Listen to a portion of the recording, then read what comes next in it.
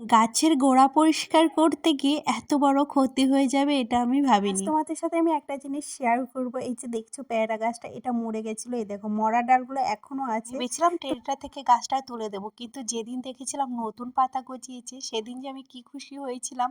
সেই মরা গাছটার ফুটেজটা আমার মানে কোথায় যে হারিয়ে গেছে সেটা জানি না।